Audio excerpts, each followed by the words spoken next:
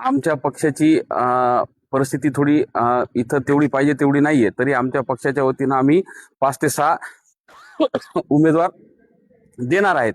आणि माझं असं म्हणणं, या युत्या आणि आघाड्या आणि ह्या घराणेशाहीमुळं जो सक्षम कार्यकर्ता 5 वर्षापासून त्या पक्षाचे प्रत्येक विचारधारेनुसार सगळ्या गोष्टीनुसार जो चालत आहे आणि तिथल्या अक्षरशः सतरंज्या त्यांनी उचललेल्या आहेत, पैशाने तो खर्चला गेलेला आहे, अशा सगळ्या सक्षम उमेदवारांना ज्यांच्यावर अन्याय झालेला आहे त्यांचा अभिमान व स्वाभिमान टिकवण्यासाठी महाराष्ट्र नवनिर्माण सेना हा सक्षम पर्याय आहे. असं ऐकलं परभणीमध्ये उमेदवार घेण्यासाठी रेट चालू म्हणे 50 दाखवा 25 दाखवा लाखाच्या घरात. हो, बऱ्याच पक्षाचं तर माझ्या असं कानावर आले की अगोदर 25-25 लाख रुपये जमा करा आणि त्याच्यानंतर मग आम्ही तुमचे नाव वगैरे घेऊ.